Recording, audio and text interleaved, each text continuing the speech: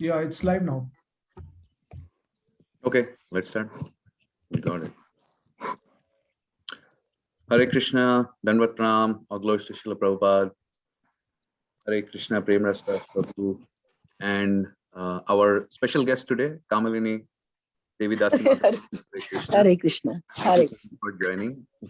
So, quick introduction, as always, of our speaker, His Grace Prem Rasa Das Prabhu.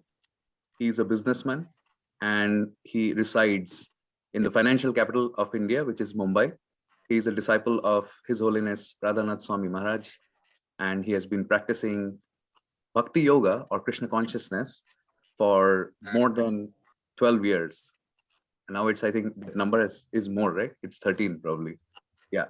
He's a very scholarly devotee who is an avid reader of Srila Prabhupada's books and those by other Gauriya Vaishnava Acharyas, translated by ISKCON devotees. He has rendered incredible services to Srila Prabhupada's movement. Srila Prabhupada is the founder Acharya of ISKCON, the International Society of Krishna Consciousness. And Prabhuji has the unique distinction of being among the world's top Srimad Bhagavatam distributors, top 3 Bhagavatam distributors in the last 4 years. Prabhuji, if that stats has changed, let me know. Okay, so Prabhuji, has that changed this year or no? Is it correct? Oh, you hear me? Prabhuji, you're on mute. You're on mute. Okay. Yeah, I'm yet to check the score and the ranking. Okay. Yeah, I know the ranking must be out. That is why I wanted to make sure that I'm stating the correct stats. Okay. So continuing, Prabhuji conducts online classes as we are seeing he's doing here every month, multiple times. And he's regularly and systematically educating devotees or those pursuing the path of Bhakti Yoga and Krishna consciousness. Prabhuji also holds a master's degree in aerospace engineering from the prestigious University of Florida. And we are very, very pleased and very, very thankful to him for joining us month after month to give us direction and also share his views and opinions. So today is a very interesting topic. It's also a topic that a question that many devotees have in mind. So we hear that simplicity is the ornament of a devotee, but we also see that oftentimes in our dealings with others, with people like outside the realm of Bhakti Yoga and Krishna consciousness, and also within, we have to sometimes be tactful. So does that fall, like it's hard to discern, like whether it is the right thing to do to be a little, like not be very not always be very simple, but sometimes be a little political, if I have to use that word. So the topic for today is, can and should devotees be political in their dealings? So Prabhuji is always the right person to further elaborate on this topic before he actually starts speaking. So Prabhuji, if you want to talk a little bit about the topic, clarify it, that will be good. But this is a very, very important topic for all devotees. Over to you. Hare Krishna, Danvatram to all the devotees. Thank you so much for giving me opportunity to share something about a subject matter which is quite useful for all the devotees, especially in their dealings with other devotees as well as non-devotees. This is a very interesting topic, and I'm always very happy, glad, and it's my privilege to be a part of this show, of this program. And somehow I feel that if I can contribute, I can do some service for the devotees, then that will be a great achievement for me. So thank you so much for giving me opportunity, and thank you for joining.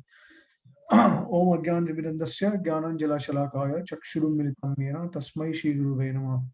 Jai Shri Krishna Chaitanya Prabhu Nityananda Shri Advait Kadadara Shri Vasadi Gaur Bhaktavinda. Hare Krishna Krishna Krishna Hare Hare Hare Rama Rama Rama Hare Hare. Also blessed and honored to have Her Grace Kamalini Mataji from Ahmednagar. She is the foundation of the Ahmednagar temple, and because of her, so many devotees have connected to the temple now. And they are very, very sincere devotees, very dedicated devotees. So all the credit goes to Kamalini Mataji for that. and she herself is an avid reader of Srila Prabhupada's books, and she's been doing that since a long time. I think the way she got connected to Krishna consciousness is through Srila Prabhupada's books, and she started with small books, and then later on she started reading Prabhupada's the main books like Bhagavad Gita, Bhagavatam, Chaitanya Charitamrita, like that. So thank you so much, Mataji, for your time and Hare for Krishna. joining this. Hare Krishna. Hare Krishna. Yeah. Yeah, so the topic for today is can devotees be diplomatic in their relationships or in their dealings with others? And this is a very crucial subject matter, very important one. And I think most of the understanding for this topic will come from Gaur Leela, because Chaitanya Mahaprabhu is the ideal devotee. So basically, Krishna says that Sarva Dharman Parityaja Mamekam Sharanam Vraja.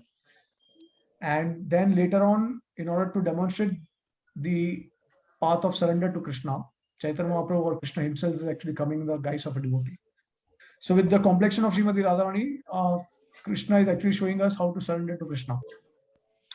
And while teaching that or demonstrating that, Mahaprabhu is actually setting many examples. He's also teaching us many principles and values, being a devotee. So there is nothing wrong in being diplomatic, but the diplomacy that we are actually demonstrating or we are employing, that should be somehow connected to the higher purpose, or it should be for the service of Krishna. So we'll be covering two aspects of diplomatic dealings with devotees as well non-devotees, and this is very important. So as far as I understand from Srila Prabhupada's teachings and from Gaur Leela, and what I've heard from our Gurujan and senior Vaishnavas, is that there are, so first we'll, I think, discuss about diplomacy in the context of dealing with devotees, and then we can also discuss about diplomacy in the context of dealing with non-devotees. So what we have seen is that many times there is a friction amongst devotees, especially in terms of their relationships. Not everyone is actually able to gel with other devotees, and many times it happens that we are not able to appreciate the service of other devotees, as well as, you know, when we have a direct connection with our authorities, then we see that sometimes it is possible the authorities, they are not completely pure. This is a fact, because see, the thing is that in ISKCON is a worldwide movement, and people from different parts of the world, they are joining ISKCON. So naturally, there are thousands and thousands of individuals, and all these individuals, they have their own culture, they have their own background, they have their own conception of certain things, and they have their own nature also at the same time, right? And these are all conditioned or influenced over previous lifetimes, and that's how we all are different. Okay, so now the problem is that no one is going to start bhakti at the stage of Uttama Adhikari. So there is a gradual ladder, starting with Kanishta, Madhyam, and then Uttama. So we'll see that even the authorities were spent around 20, 30, 40 years in Krishna consciousness, they may not be completely purified. There may be traces of some anarthas also. And so to the degree that you are advanced in Krishna consciousness, to that degree you are going to be free from anarthas. You are going to be pure in a sense. Because there are various definitions of purity. Like one particular example of purity is that you have to be at the stage of, the ideal example is basically you are at the stage of prema, right? And unless and until you are at that stage, you cannot say that you are truly pure or completely pure. And even at the stage of bhav, there are some traces of anarthas remaining. So the ego is destroyed at the stage of bhav, but then still there are certain anarthas that linger because of previous aparadhs, some severe aparadhs, the reactions of these aparadhs. And that's why the ideal state of being purity is prem. And then obviously, if you are a Nitya Siddha from the spiritual world, then you have prem, sneha, man, pranaya, rag, anurag, bhav, mahabhav, like that. All these developed stages of prema. So until then, we are always struggling and we are striving to reach the ideal state. But there is also another state of purity, which is good enough, like at least it can take us to a liberated platform. And that liberated platform is basically at the stage of steadiness. So once you reach the state of steadiness, Nishtha, so Nishtha comes after Anartha Nivritti, right? So we start with Sadhu Sang, then Bhajana Kriya, because Shraddha, we start with Shraddha. You have some small faith in the process in the Lord, and then you take guidance of devotees. So that will be Sadhu Sang, Shraddha, Sadhu Sang, and then obviously devotees will ask us to perform Bhajana Kriya. Without practical service, there is no question of knowledge being realized. So after the stage of Sadhu Sang, we'll have Bhajana Kriya. And then once you start performing Bhajan, then obviously the anarthas will keep on, it will basically emerge on the surface. And then we have to, we deal with it, we struggle with it, and finally we overcome it. So that overcome, so Prabhupada said that at the stage of Nishtha, 75% of the anarthas are destroyed. That means the modes of passion and ignorance are completely destroyed, or you can say that almost destroyed. And now that can only happen when you are at the stage of steadiness, which means that unless or until you have some anarthas, you cannot be steady in your bhakti. And then obviously there are levels of steadiness also. It can be external, it can be internal. So the degree you are externally steady, to that degree you are purified, and to the degree you are more internally steady, to that degree you are more purified.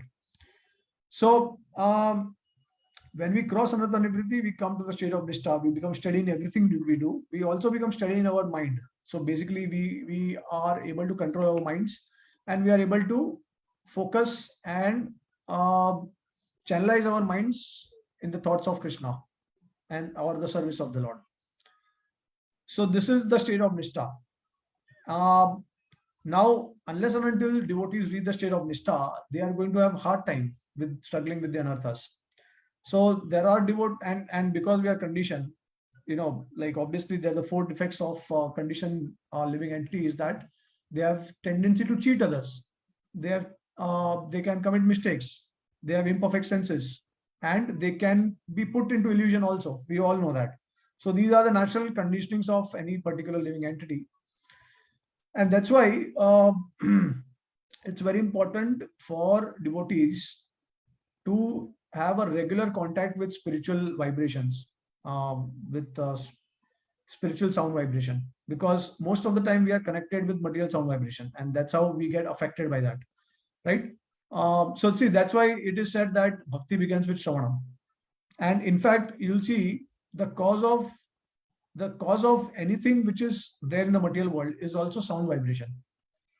Unless and until you hear from someone, you cannot actually really process it. You will not be able to appreciate, or you will not be able to understand the danger behind those things. Like for example, a person is smoking and he will describe his experience with the other person. And because of that sound vibration, the other person gets influenced by it. And the other person will actually want to experience and taste it, right? So everything starts with sound vibration. Even the knowledge that we are attaining, like for example, if you want to repair a laptop, so that for that also you'll have a manual, or you'll have someone who will actually train you or guide you how you can actually repair the laptop, or if there is a software issue, then how to fix the software issue. So these things are all conveyed to us either in the written form or in a verbal form. And that's how sound vibration is the cause of everything. Okay. The entire creation is actually the manifestation of sound, right? Brahma, he actually was performing austerity, and then he heard a voice from within, Tapa. So then he actually realized that, okay, he has to meditate, he has to do some austerity, and then he was able to create. And he's got some inspiration from within. So when someone gets inspiration, it means that he's actually hearing the sound, he's hearing something. Okay. And through that, everything manifests.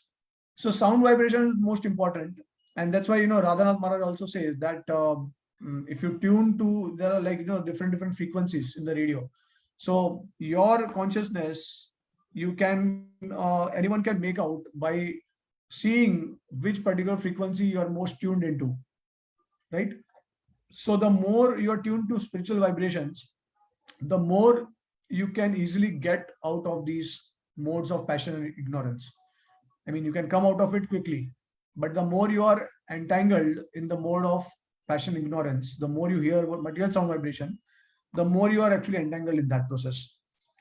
So the idea is that the devotees see, and in order to be connected, stay connected with the spiritual sound vibration, we have to regularly read books, we have to hear lectures. It should be on a daily basis, not just chanting. Okay, because chanting is definitely the king of all the process. But in order to come to the advanced level of chanting, one has to follow certain other things. Like, Shravanam has to be there, and Smaranam should be, that will come automatically. But the process, like, I was describing in Nagar temple also, that Panchratrik Vidhi and Bhagavad Vidhi, both should go parallel. Without performing deity worship and coming to a Brahminical platform, you cannot really chant the holy name purely. Knowledge is also required in order to chant the holy name purely. So these things, they will assist the chanting, and that's why Prabhupada said that 99% of advancement depends on chanting the holy name, right? But that 1%, that in order to come to that 99%, you have to take help of other limbs of bhakti.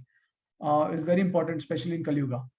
Okay, so so once you start tuning yourself to the spiritual vibrations by hearing and reading regularly, then you start understanding what is the science, what is the process that our Gurujan they have given to us, our Guru Parampara has given to us.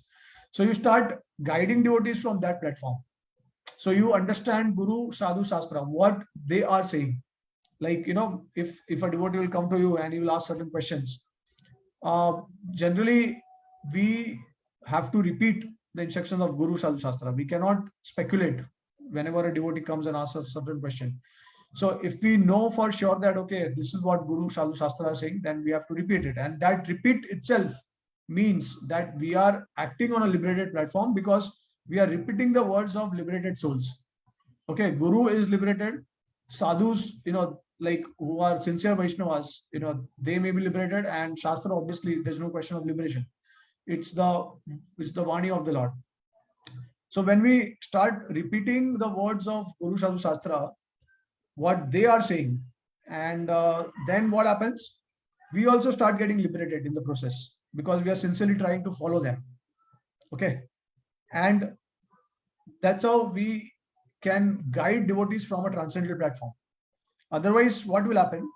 Although we are taking authoritative positions or mentor, or we become mentors or gurus or whatever it is, if we do not know what the Shastra is saying, what is Guru saying, then we'll just be on a speculation, on the speculation platform.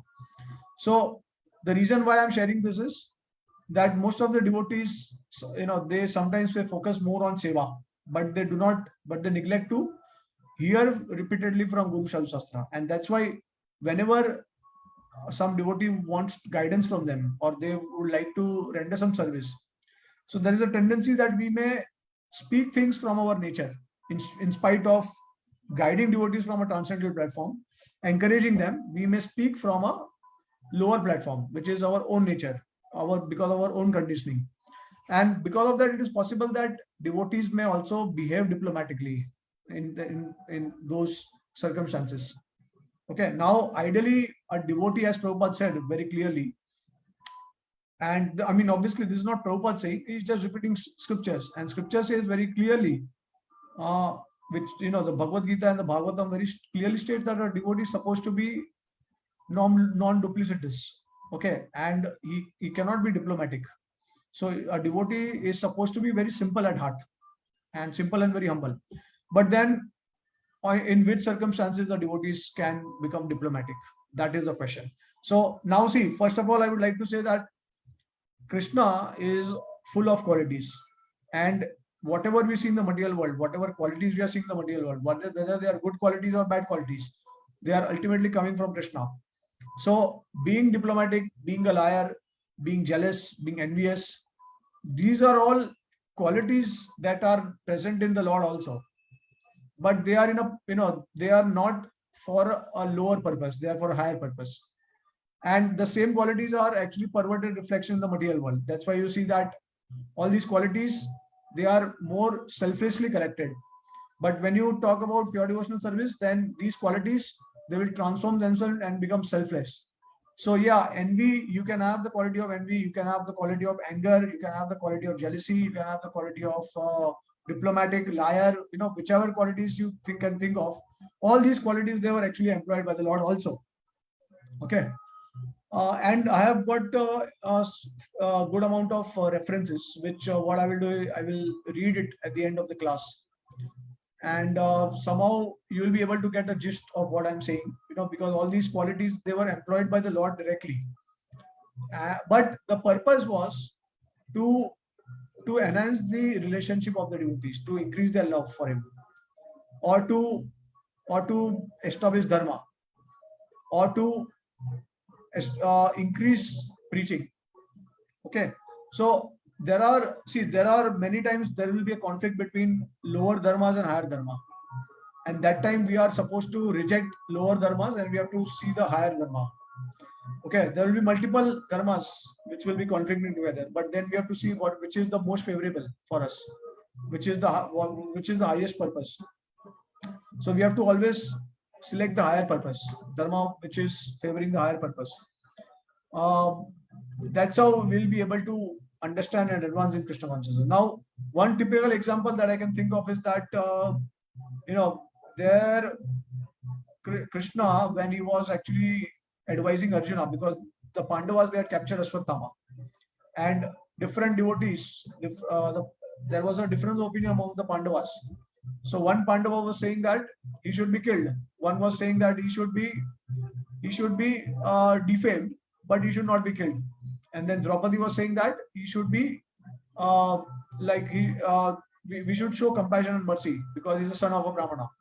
So there were different opinions amongst different devotees, and in the same family, what to speak of outside, in the same family they had different opinion because they are different natures. And like for example, Bhim was actually more inclined, he was more like a Kshatriya. Yudhishthir Maharaj was more peaceful and calm, even though they were all Kshatriyas, but they are their own natures. Arjuna was like, he was kind of midway between Yudhishthir and Bhim. Right? So Bhim was more in a fighting spirit. So what Bhim suggested is that we should kill him. Arjuna suggested that we should defame him. And then Yudhishthir and Draupadi, they both said that, okay, we should forgive him because he's the son of Brahmana. And what to speak of? Your own guru, because he's son of Dronacharya. So we should forgive him. Now, you see, in spite of Draupadi's own children being killed by Ashwatthama unjustly, in spite of, and you can just imagine the pain of a mother. Even if you kill a single child of a mother, she will feel so much pain. And what to speak of 5 children. So all these 5 children were unjustly killed by Ashwatthama, but in spite of all these things, she was still having compassion, mercy. So this is a wonderful quality of a woman. That's why Krishna also praises in the Bhagavad Gita. They have Shama, Kriti, and these are all the other qualities of a woman that makes them very beautiful. Okay, so all these devotees, they are different opinion, but then Krishna actually was he recommended that he should be killed. I think he recommended that Ashwatthama should be killed, and then Arjuna actually. See, now it's very interesting. Sometimes the Lord will actually suggest or guide us or advise us something, but it's not necessary that the devotee will agree with that. So you see, actually the Acharyas explained that Krishna actually was testing Arjuna, what decision he's choosing, he's making on his own. See, the Lord, he does not just want the devotees to follow what he's saying, but he wants to make them he wants to make them independent. He wants to give devotees the chance, the opportunity to think on their own and then make a decision. That's why at the end of Bhagavad Gita also you'll see that Krishna gave this chance to Arjuna, and then at the end he said that, okay, now it is up to you. I've spoken the knowledge of Gita. Now it's up to you. So you decide what you want to do. So in this scenario also, the Acharya explained that Krishna was actually testing all the Arjuna especially, and Arjuna deferred. Arjuna did not agree with Krishna, and that's the fun, in a relationship. So similar example with Balram also. Balram does not agree with Krishna all the time. So sometimes they have a transcendental fight also, verbal fight, and somehow Krishna will convince Balram, or he may follow Balram also. That depends on the circumstances. But Krishna enjoys all these relationships because he does not want to become like a master for his devotees. He wants to experience and enjoy this bliss of having multiple relationships in Dasya Bhav, Sakya Bhav, Vatsalya, Madhurya. So see, now in this particular scenario, Krishna is acting kind of, you feel that, okay, Krishna is acting diplomatically, but the purpose is he wants to test Arjuna. Okay, and so similarly, there are many other instances where Krishna is also, like for example, in Mahabharata, when he's becoming the Shanti Dut, he goes to Hastinapur, and then later on when he is visiting Vidura, so that time he says that I had to speak to him diplomatically because that's the only way they will understand. There's no other way they will understand. So Krishna himself says that I have to speak diplomatically. So there are various factors for which a devotee can act diplomatically, and especially in terms of in the context of the devotees, dealing with devotees. Now, so it happens many times that we experience discouragement or exploitation from our leaders, from authorities. It may be possible, or not even necessary authorities, but sometimes some devotees. Like for example, you meet some devotee and then the devotee starts giving you advice. Now the devotee does not even know you properly, and then he starts giving you advice on certain things, okay, critical things. So now it's not necessary that we have to take their advice very seriously. So then we have to say certain things in a diplomatic way, okay. So that is allowed, and that's how you'll see the relationships with devotees will also manifest according to time place circumstance. We have to use diplomacy. So but obviously in diplomacy, in the dealings with devotees, it does not mean that you mean to harm them, okay, or you mean to have an ulterior purpose. It just means that you are just trying to protect yourself, you are just trying to defend yourself, okay. Obviously this cannot be employed with our gurujan, because we should always be straightforward, very simple hearted with all our gurujans. Like for example, Chaitanya Mahaprabhu, he considered himself a fool in front of Ishwarapuri, and Srila Prabhupada, in one letter to his disciple, he says the same thing, that each and every disciple, they should think that they are fool number one in front of their spiritual masters. So there is no question of diplomacy with the spiritual masters. But if you don't know a devotee, and if the devotees, you feel that they are taking advantage of your situation, or they are exploiting you, or they are advising you without your seeking advice, then you may act diplomatically also in certain cases. But that should be for the time being. It should not become a principle. It's a detail. So whenever required, you can act diplomatically.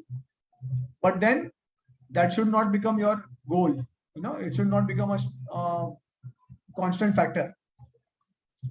So so when you want to protect yourself, when you want to defend, when you want to stay away from certain devotees, you want to keep distance from some devotees, so that time we may act diplomatically.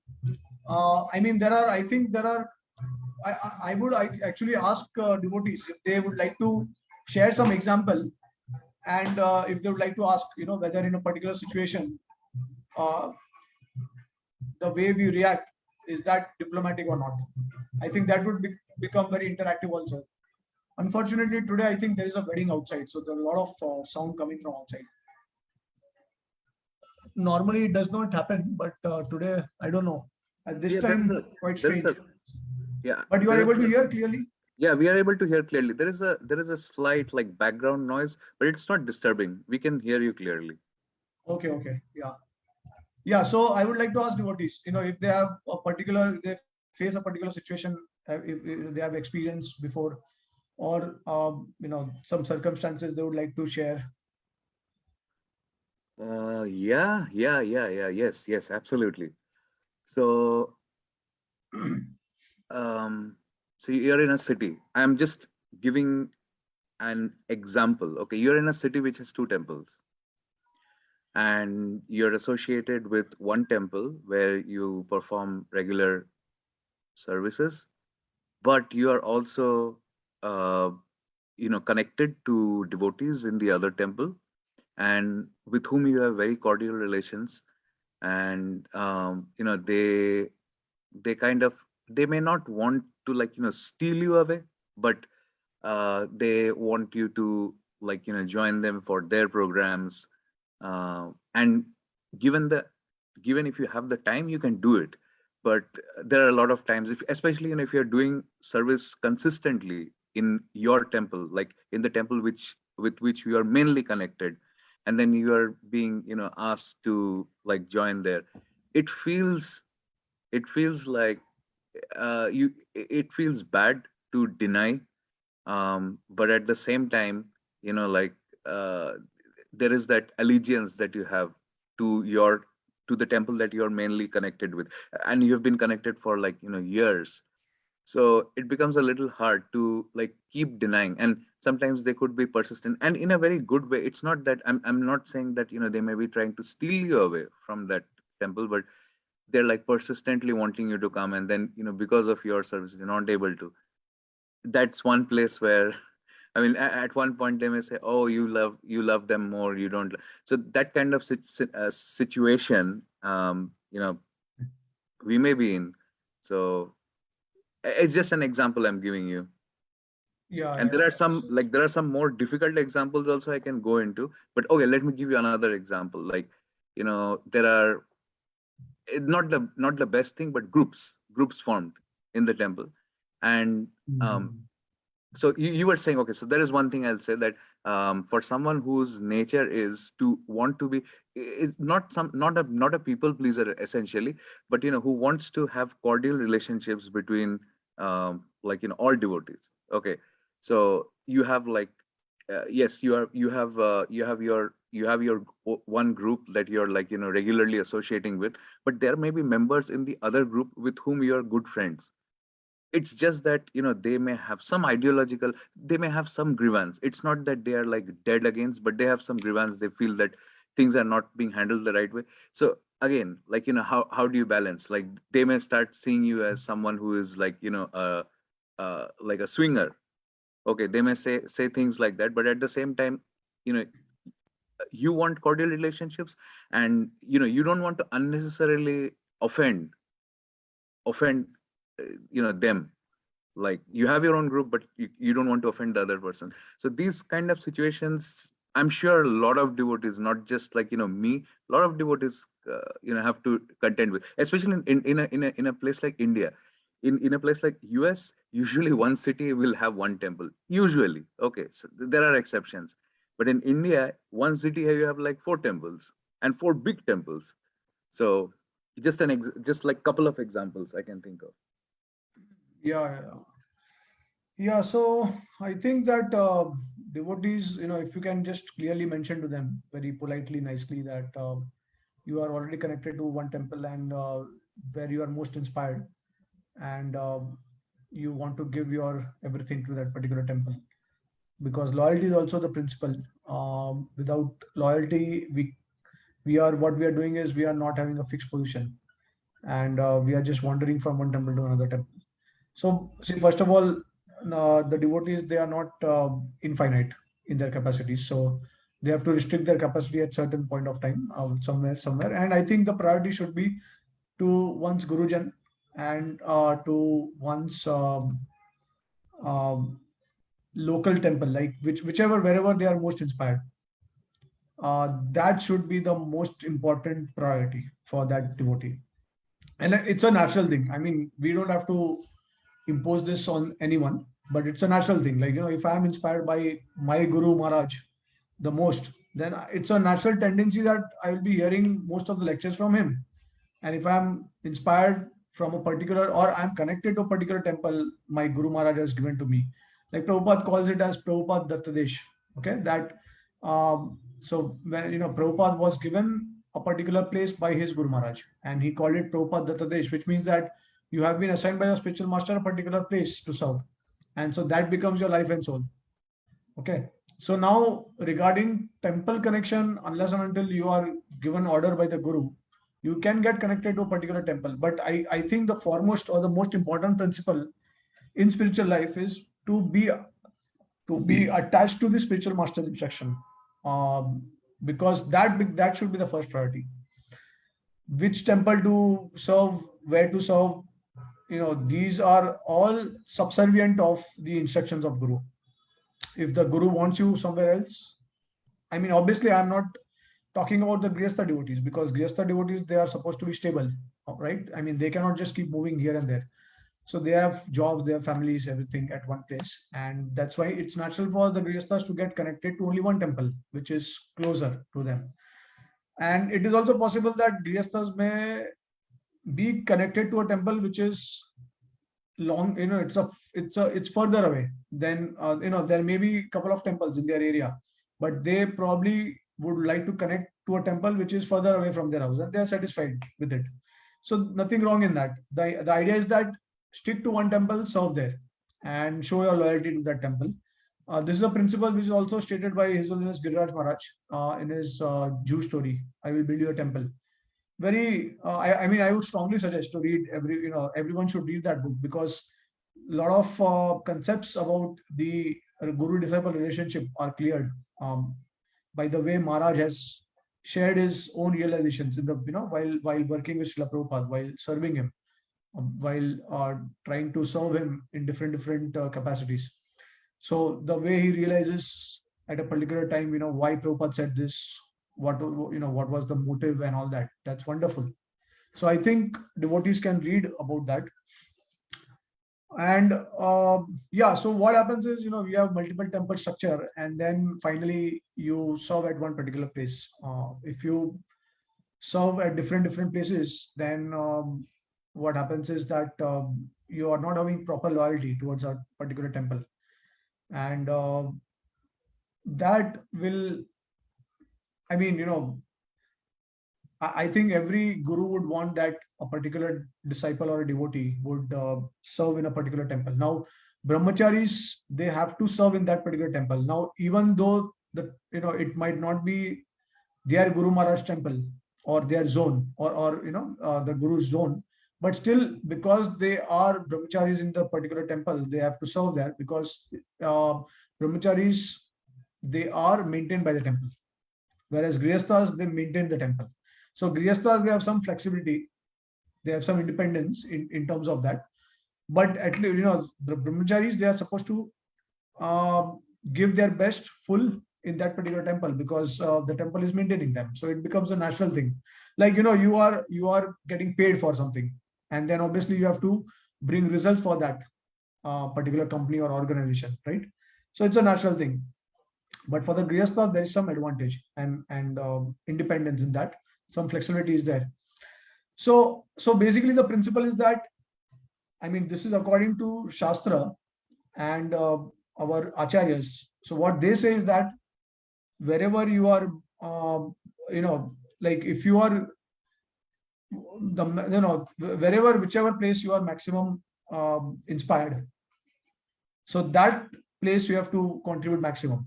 It's natural. So there will be, like for example, you are getting maximum benefit from a particular place. So obviously you will feel that I would like to contribute the maximum in this particular place. It's a natural thing. And Shastra gives example, like Narahari Sarkar gives example of father and uncle. So he says that you have your father and then you have many uncles also, but your first obligation is towards your father, because he's the one who has actually maintained you, brought you up and all that. So similarly, for in context of guru disciple, it's the Diksha and the Shiksha Guru. And in the context of the temple, it's basically the temple that you are connected to. So, I mean, I think in the beginning, you may be straightforward and simple in your dealings with the devotees, and they, you can express to them very clearly. But if they are repeatedly asking you, then obviously sometimes you may have to be diplomatic also. So yeah, this is one of the scenarios where we can be diplomatic. Depending now, obviously, we don't want to be diplomatic. The goal is never to become diplomatic. That we should keep in mind. I mean, ultimately, all the devotees also, they are, if they are sincere, they will never be diplomatic. If they are not, then after repeated agitation, you may also sometimes employ diplomacy. So this is the principle. Yeah, with respect to serving in different temples. Okay. I'm curious, like if anyone else has a has a question. So Rajiv Prabhu has joined. I don't know. Yeah. If anyone else has questions, because like this happens. I'm pretty sure every devotee who is associated with any temple, or not necessarily that, even if you're dealing with devotees sometime or the other, this this kind of situation does show up. You don't want to offend them, or yeah, at the same time you cannot like expand yourself like Krishna. Yeah. So see, that's why I said that when you think certain devotees are taking advantage, and certain senior devotees, they are trying to exploit, or so that's why it's very important to first read scriptures, to hear from guru, to hear from seniors, because unless and until you are not clear about certain concepts, how can you actually tell others? So basically the idea is that if senior devotees, senior leaders, they are actually if they are pure in their relationships, in their motives, then there's no question of such kind of thing happening.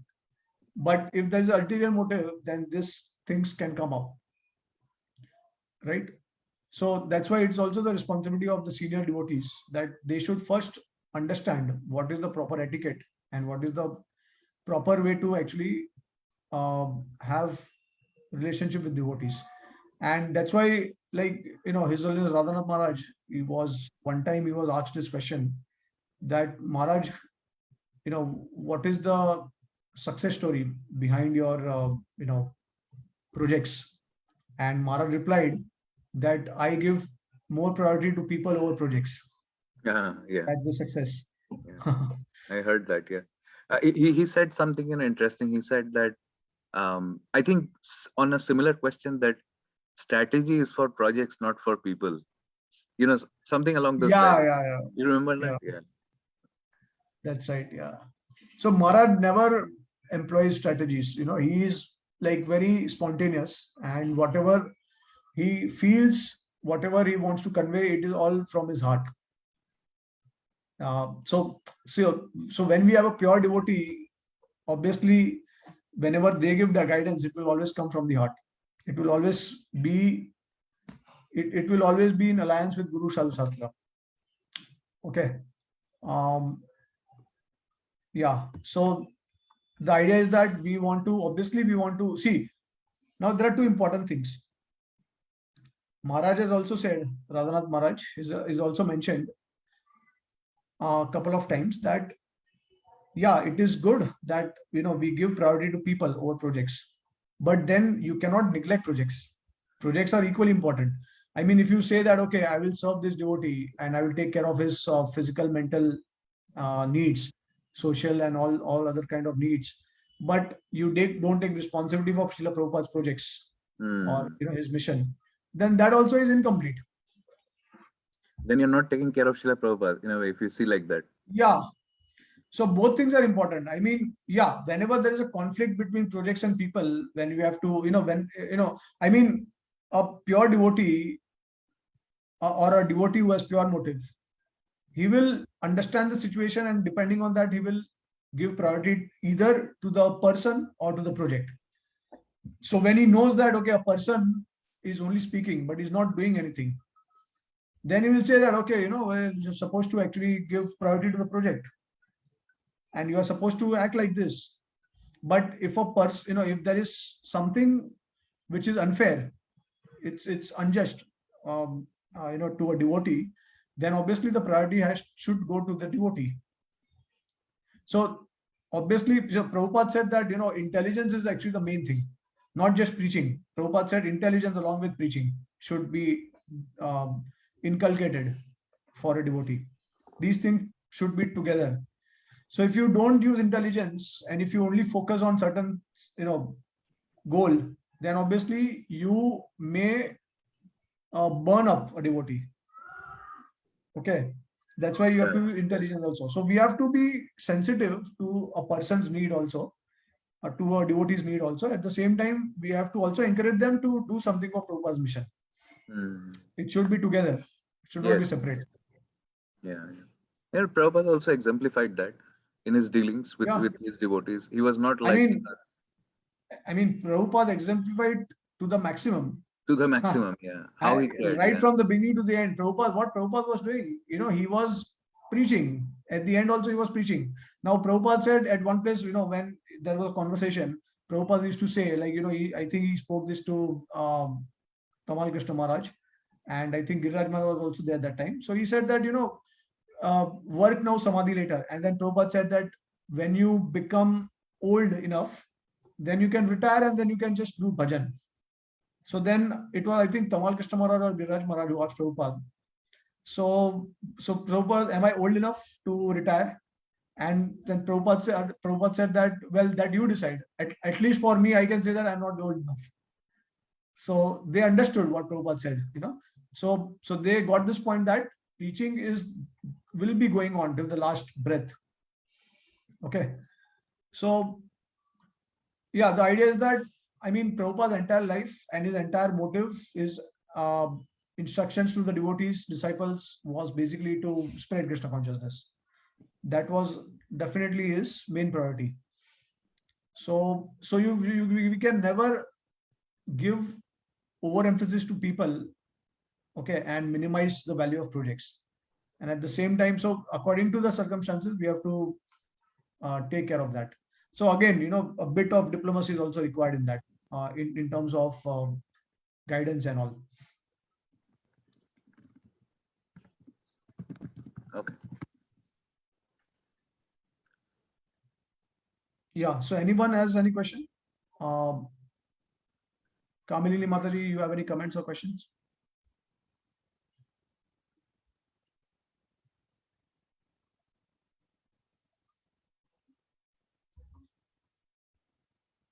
So if you are speaking, then we are not able to hear you because you are muted.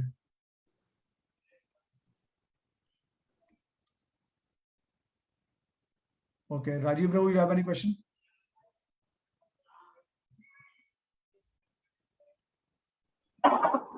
Prabhuji, I just joined. I'm actually outside. Whatever I heard, Prabhuji, I get the gist, and I think I'm fine by that. Okay. We are ultimately serving Lord Krishna, and it comes through people and projects, obviously. Yeah. I'm good with that idea. Yeah. So anyways, actually I think, the main topic was that, can we use diplomacy? Can we employ diplomacy in these kind of situations? So yeah, depending on time, place, circumstance, we can employ, but it should not become a permanent goal of the devotees. It should be a temporary, thing. Correct, Prabhuji. It's like a tool. I think it has to be used as a tool in service. Yeah. That's about it. Yeah. So that's why I said that, Krishna employed all these qualities, whether it is anger, jealousy, envy, pride, greed, or lust, or anger, lying, he also lied in a couple of places. And he also was diplomatic. People till date, I think people, they say that Krishna was a diplomat, especially during the Mahabharata war. So that is true to some extent, but they don't understand what is his level of diplomacy. The goal of his diplomacy is basically to benefit everyone. Whereas when we employ diplomacy, the goal is that we want to satisfy our ego. So that's the difference. So being, Krishna and Krishna's devotees, they are, in one sense, they are not different from each other. And because all these qualities are present in the Lord, these are also going to be reflected in his devotees. And so not just Krishna, but some other devotees also, whether in Gaur Lila or in Krishna Lila, they have played diplomatic roles. They have taken diplomatic stand. Right? Some example? Yeah, we'll go through all these references at the end. Yeah, we'll do that. Okay. Okay, so now I think we spoke about dealing with devotees, and I don't know if there is more to it, or you have more examples, more circumstances which requires in-depth understanding. But now we'll come to non-devotees. So one consistent principle that Prabhupada always emphasized is that whenever non-devotees use diplomacy against devotees, then devotees can also use diplomacy against non-devotees. And there are certain examples like the Jew temple where Prabhupada faced a lot of struggle, and devotees, they had a hard time. They had really hard time there, and Prabhupada allowed them to take that Kshatriya spirit and to actually defend and to protect, not just to defend and protect, but to also go ahead and to take action. So that spirit also Prabhupada encouraged, especially with non-devotees. Okay, so with non-devotees, if they are using diplomacy, if they are using different tactics to harm us, then we have a right to protect. And Prabhupada, in fact, very clearly states in Giriraj Maharaj's books, Maharaj has shared that Prabhupada very clearly says that being a devotee does not mean that you tolerate injustice. You have the right to defend yourself. So now see, the question is that, okay, at one place Prabhupada is saying that whatever a devotee is facing, it's because of his own karma. So take it that way. Okay. But another place Prabhupada is saying that whenever there is injustice happening, the devotee has a right to defend. It's not necessary that you have to, I mean, every person, they have a right to use their free will, even though they have a particular karma in the previous life or in this life, and they will get the reaction for that. But it does not mean that you minimize that karma. You cannot minimize that reaction. Like for example, do you say that, okay, because I have a cold, fever, cough, I will not go to doctor and I will accept it as my karma from previous life or this life? No, you will go to the doctor and you will try to cure yourself, right? Because you want to somehow get rid of this problem.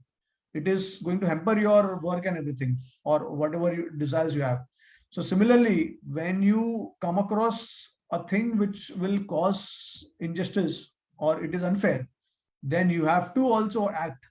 You can act. You have the right to act, to defend yourself and take action also. So as long as you are able to do it, you do it.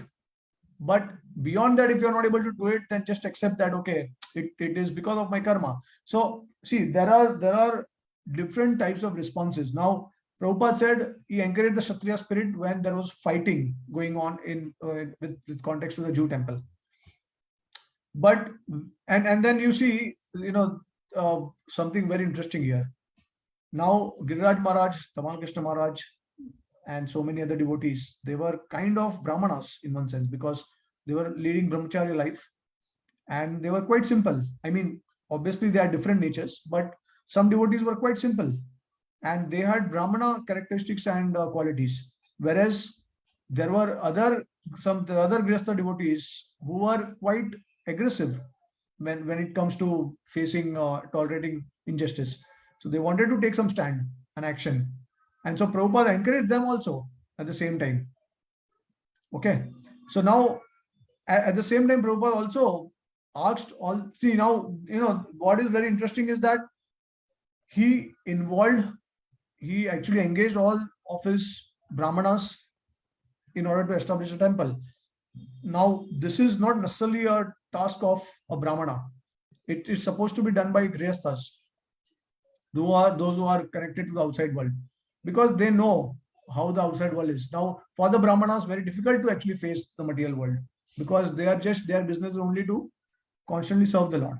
They are not thinking of anything else. But here you will see that Prabhupada engaged his disciples, whether it is a brahmana or a sannyasi or a vanaprasthi or a grihastha, everyone he engaged in fighting.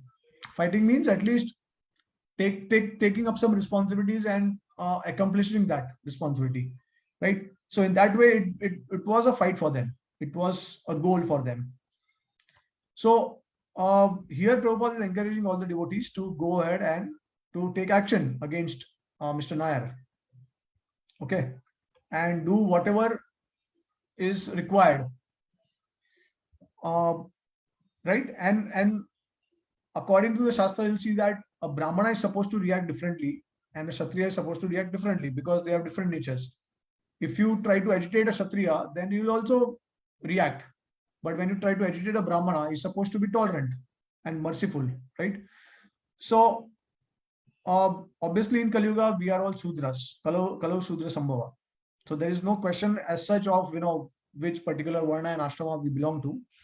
But because the Varna in Kali Yuga is generally Sudra, that's why we say that, okay, we are able to deal with different types of problems.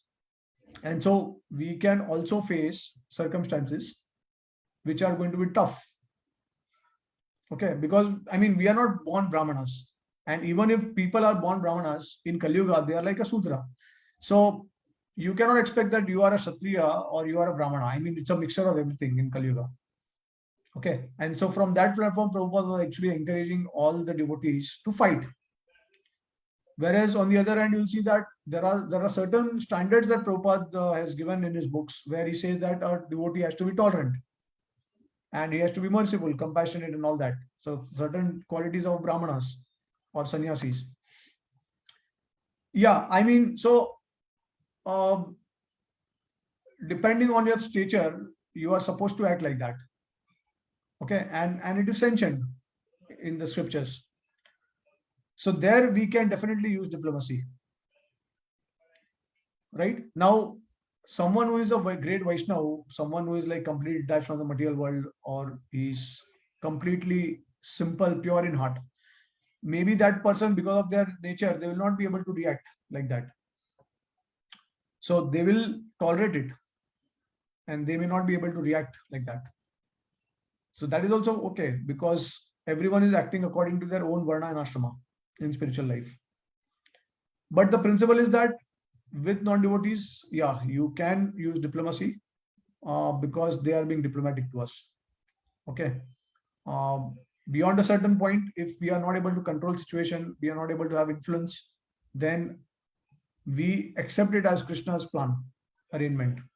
We see it as our own karma. Okay, because we cannot go beyond a certain limit. We are limited. So we, in many cases, we may become successful, but if we are not able to attain success, then we accept it as the Lord's mercy, and we just wait for his plan. Now, there are many situations where, like, for a practical example, I know a senior devotee. I know him since a long time, and he had shared one particular incident that had happened with him. And he's a businessman, so he was trying to, he was very obsessive about attaining a particular project. But there was another competitor, and he was also trying to get that project. So what happened is, somehow, the senior godbrother, he was not able to get the project because there was some kind of politics diplomacy through which he was actually not able to get it. So now, see, he must have tried to again somehow get it, by using some kind of diplomacy or contacts or influence. But he failed for that. And later on, what happened? He felt very bad about it. He felt that, okay, I could have got this project and I could have got a lot of money and I could have used in service of Prabhupada and Krishna, but I am not able to do it now. So he was feeling very bad about it, and he had struggled for it. So he felt that, okay, this is like something which was not fair with me. But then what happened after 1 or 2 years, the competitor, because he got the project, so the entire project actually somehow caught fire and it was burned up. The entire project got burned up. And that's how my senior godbrother realized that, oh, it was Krishna's arrangement. It was Krishna's mercy. That's how maybe he wanted me, did not want me to involve in this project because I could have lost everything in that. So then later on, he realized this fact. Okay, and that's why you may attempt for justice, but it's not necessary you may get it right away. You may attain justice after many years, or you may not. You may feel that okay, I've not attained success in this, but Krishna might have a different plan. He may not want you to be involved in that particular project. Okay, so we have to wait for his plan also. I mean, we definitely try our best also. We put efforts to somehow make it fair for us, but if situation does not permit, then we just wait for the right time. So like that, with non-devotees also we can have this kind of dealing, and we can try to protect ourselves, defend, and also at the same time take action against them. So yeah, so this is the principle.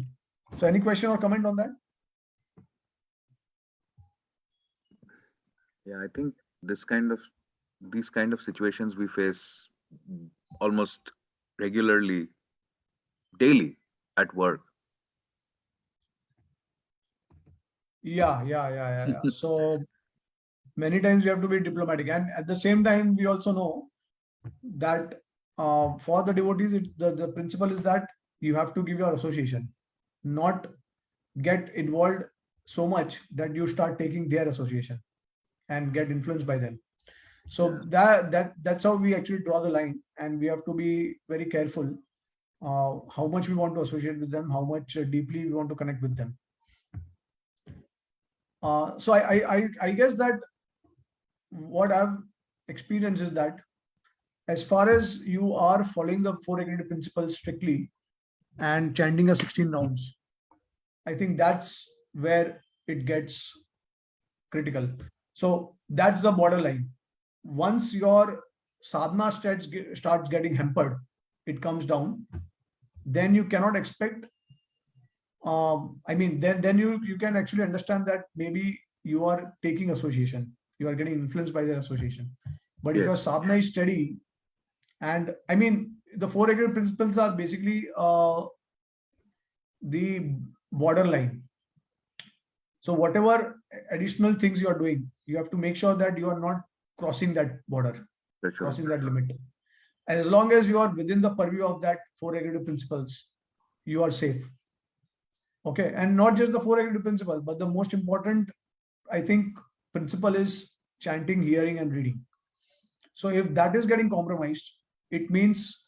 So now see, I will also tell you one thing, and this is very common sense also, because you in India there are a lot of Brahmanical people.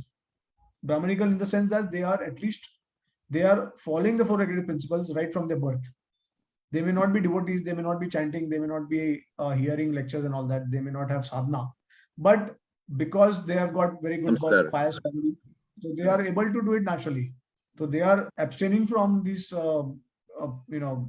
sinful activities.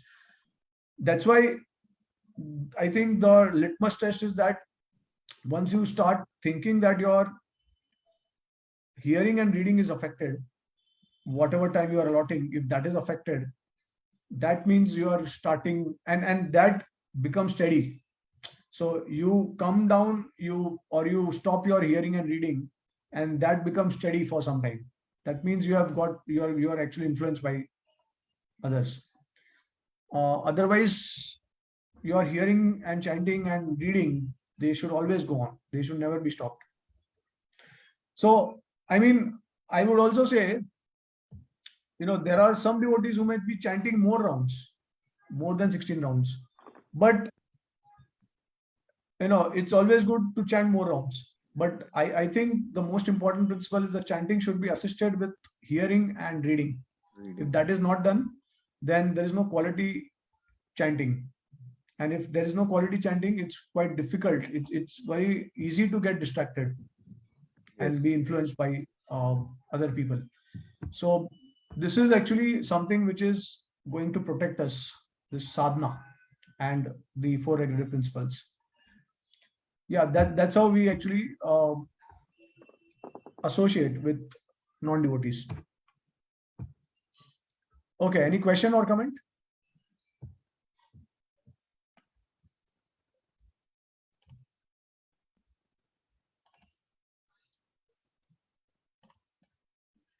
Not from me. Okay, so let's go through some of the examples from the scriptures, some references. Yeah, so this is from the Madhya Lila, 12th chapter and 44th verse, where Prabhupada in the Purpadi writes that in many instances we have seen the diplomacy of Rup Goswami, Raghunath Das Goswami, and Ramananda Rai employed in the service of Lord. When Raghunath Das Goswami's father and uncle were to be arrested by government officials, Raghunath Das Goswami hid them and personally met the government officers and settled the affair diplomatically. This is but one instance. Similarly, Sanatan Goswami, after resigning his ministership, was thrown in jail, and he bribed the attendant of the jail so he could leave the clutches of the Nawab and live with Chaitanya Mahaprabhu. Now we see Ramananda, a most confident devotee of the Lord, diplomatically soften the heart of Chaitanya Mahaprabhu, despite the fact that Lord definitely decided not to meet the king. King here means King Prataparudra. The diplomacy of Ramananda and entities of Sarvabhauma Bhattacharya and all other great devotees succeeded. The conclusion is that diplomacy used for the service of Lord is a form of devotional service. So Prabhupada calls it a form of devotional service. Yeah, so here Ramananda and Sarvabhauma Bhattacharya, they somehow Mahaprabhu did not want to meet the king because he thought that he was like materialistic person. Although he knew his heart, he was just externally behaving like that. And he wanted to ignore and avoid Maharaj Prataparudra. But Prataparudra Maharaj was actually a pure devotee and his associate. So somehow, in order to serve devotees, now see, this is the way devotees go to extent in order to serve another devotee. So what they do is they will actually glorify and they will present that other devotee as a wonderful Vaishnava. So here Prataparudra Maharaj was actually presented in a very positive way by Sarvabhauma Bhattacharya and Ramananda Rai. So he was highly glorified and praised by these two devotees. And somehow they wanted to convince the mind and heart of Chaitanya Mahaprabhu to accept him, to associate with him, to meet the king. And they were successful after some time. So this is how actually they used diplomacy. I mean, because they could not advise the Lord directly. So yeah, they actually, what they did, they glorified Prataparudra Maharaj as much as possible. And through that way, Mahaprabhu's heart softened and he was granted permission to meet. Yeah. The six Goswamis, prominently Sanatan Goswami, and then I will say Rupa Goswami. They were exemplifying this on a very manifest basis. The diplomacy. They were asked to create, construct temples, and the way they were able to negotiate with a person like Aurangzeb, right? If I'm not wrong, because Aurangzeb was the contemporary king at that time, and get him to agree to build, like to allow them to get marble from Rajasthan, right? Or limestone, marble from Rajasthan. And I think it was not Aurangzeb, it was Akbar. Sorry. No, mistake. No, Aurangzeb was, you cannot expect that from Aurangzeb. Akbar, yeah, that's right. Yeah, I'm sorry. Yeah, very mistaken. Akbar, and then it was Raja Man Jai Singh, Maharaj Jai Singh and Man Singh also. So they were like the associates of Akbar. I think they were connected to him. Yes. And so Akbar was also impressed by Rup Goswami and Jeev Goswami. So he used to visit Jeev Goswami also regularly. He was very impressed by his scholarship. By his scholarship. So how, like, there is and I'm sure like he understood about Chaitanya Mahaprabhu's divinity through this association of Rupa Goswami and Sanatan Goswami. So Rupa Goswami, Sanatan Goswami, how like they were magnanimous. They had this diplomacy. Using that diplomacy, they were carrying out Chaitanya Mahaprabhu's mission, all the instructions he had given to them, at the same time being able to influence people from who follow other religions to understand, to like identify who Chaitanya Mahaprabhu is. So that's like magnanimous. On the other side, in Vrindavan, in Rajmandal, they were also associating so closely with the Rajvasis, taking helping them, giving them advice, helping them in their like navigate through their daily affairs, household affairs. So that's Yeah. like, yeah, that's really wonderful that people about projects. So Yeah, projects yeah. were there, but they were also concerned about the people. And see, the most important thing is that they used employee diplomacy when it was required. Now, Mm. for example, when Roop Kaviraj came with the challenge to, like that, he claimed that he's the greatest scholar in the planet. Ah, yeah. And he also sent a challenge to Rup Goswami and Sanatan Goswami that time. So, but that time they did not use any diplomacy. They humbly accepted that, okay, yeah, I mean, you're the greatest scholar, and we are Mm. nothing. So they signed it and they gave it to Rup Kaviraj. But then Yeah. Jeev Goswami later on he got to know this, and then he defended their spiritual master, his spiritual master Rup and Sanatan Goswami, and he had a debate with him and he defeated him. So, uh, in certain principles, they were very thorough, especially with regards to, I mean, what is the motive? Why I am using diplomacy? That was very clear to them. If it was not favorable for their Krishna consciousness, they would never employ it and they would take a humble position. But whenever required, like for example, here Sanatan Goswami bribed. Now, bribing is not a good thing generally, but he did bribe because somehow he wanted to escape, and he was actually ultimately ordered by Chaitanya Mahaprabhu to meet, right? So, I mean, Mahaprabhu's arrangement, he was able to meet him.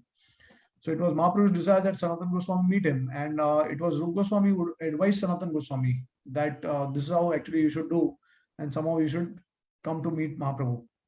Come and meet us there, um, right, at Prayag.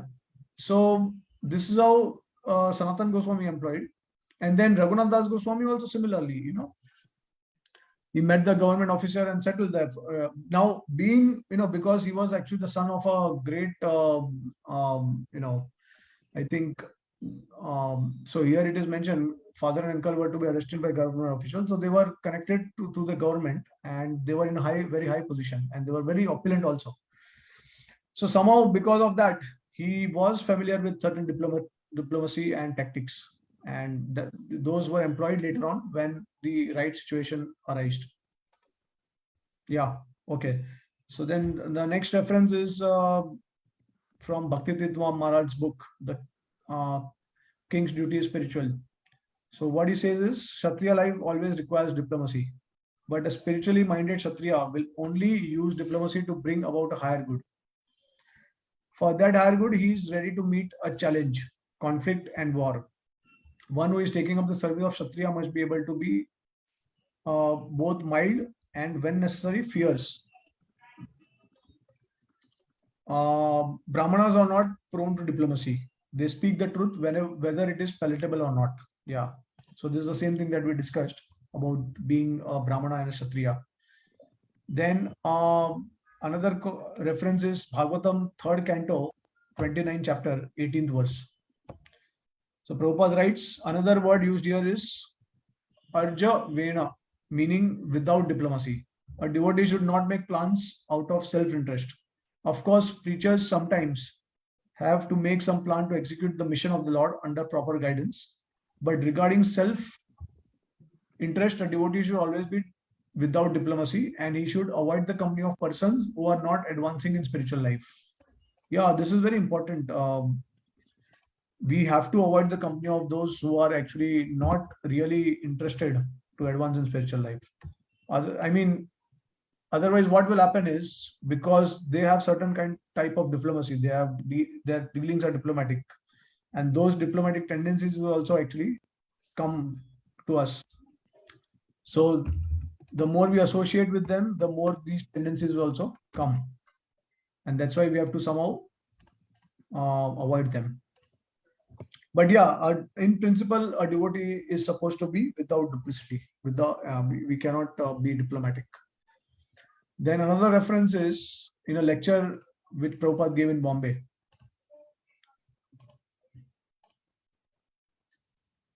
Okay, once again.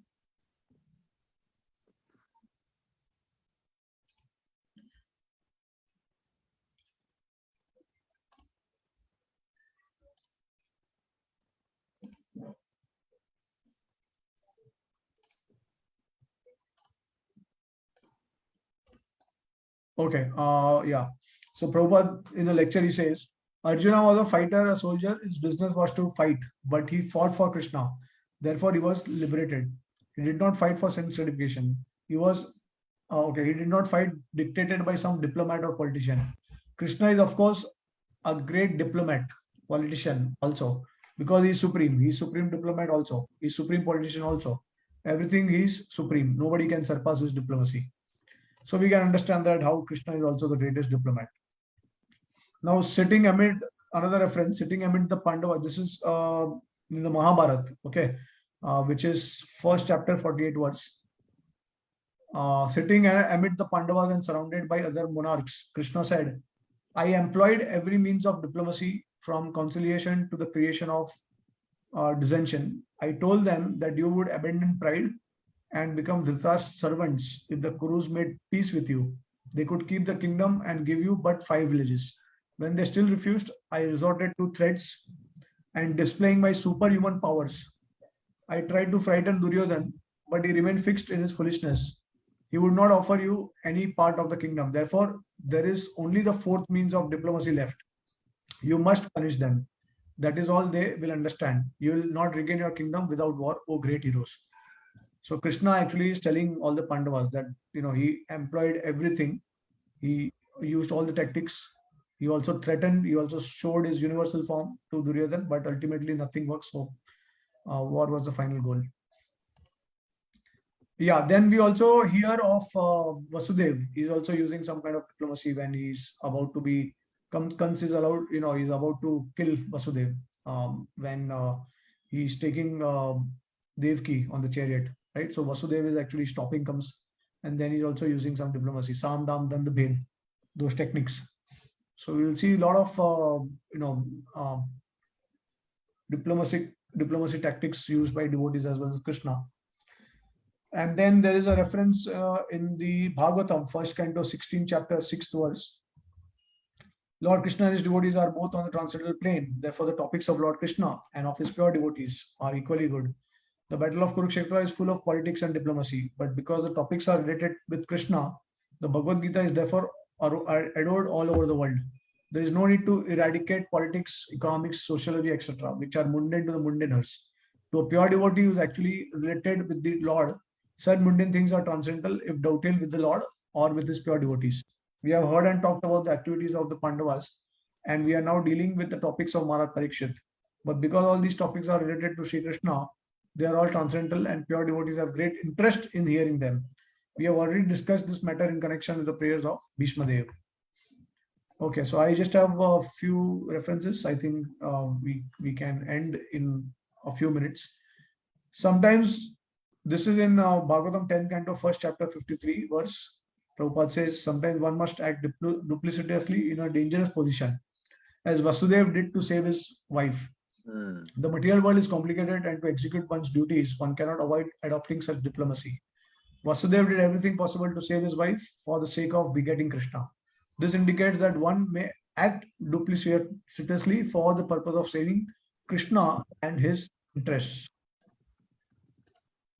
Then another Bhagavatam 11th canto, 2nd chapter, 47th verse. It says that those whose minds are distorted by material desires surrender to demigods and follow the particular rules and regulations of worship according to their own natures. But there are many examples of devotees who worship the demigods to get benedictions for serving Lord Krishna.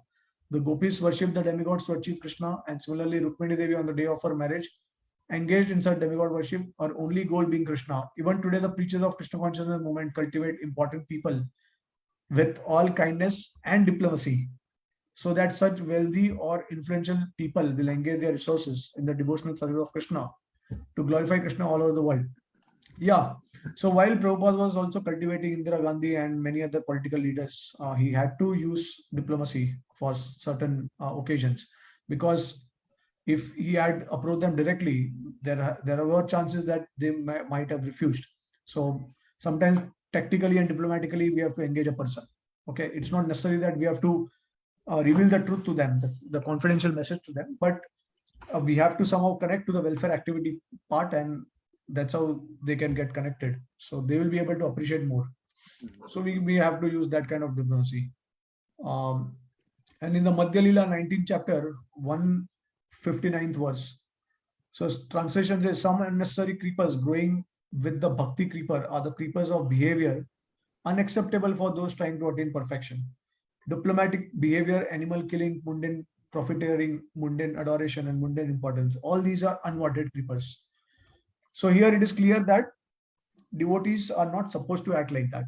Okay, only during certain circumstances we have to act.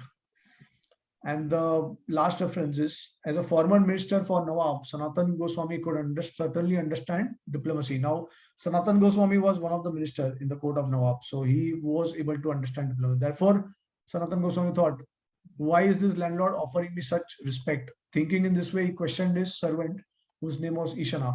Yeah, so there was actually a landlord who was acting very kind, very generous, and he was giving a lot of respect to Sanatan Goswami. So somehow he understood, because he was trained in this art of diplomacy, you could actually understand that if someone is very generous without any reason, without knowing you, that means a person has an ulterior motive.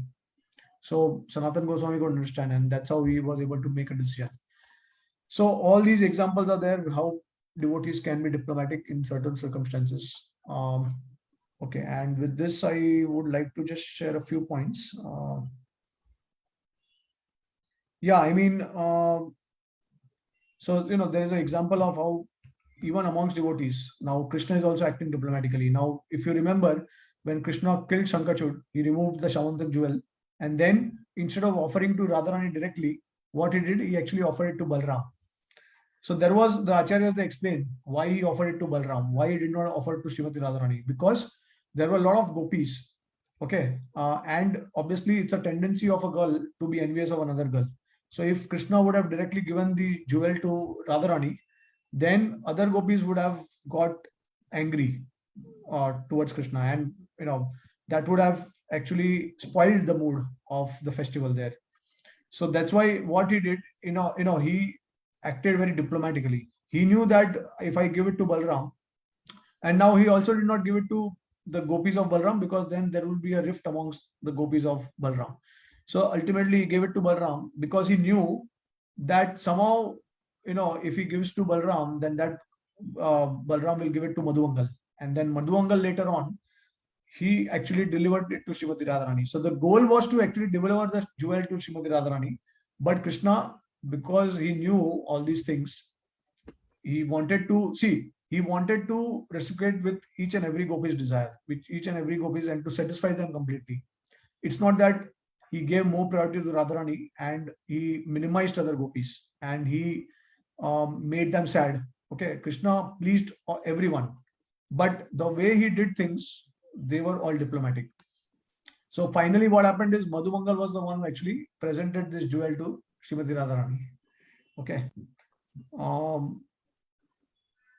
Yeah, in the Ras Leela also we have discussed how Krishna used multiple, through certain words, he was actually having multiple meanings, right? Rajni Yesha Gora, if you remember that this night is dark, filled with frightening animals. So I advise you to please go ahead and go to your home and serve your husbands. So Krishna was using all these diplomatic language, but the meaning was, the hidden meaning was actually understood by the gopis.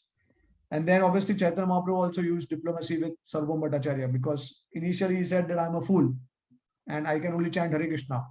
So he met with Sarvabhauma Bhattacharya, he spoke, he heard for 7 days. And then finally Mahaprabhu began to speak after Sarvabhauma Bhattacharya.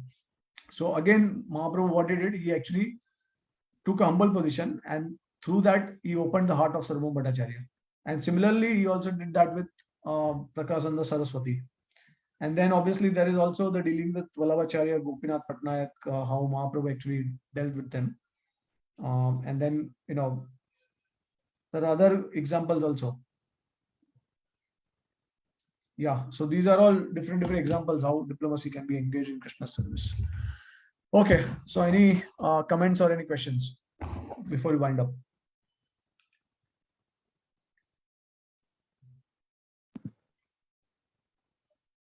Nothing from my side. Okay. Rajiv Prabhu.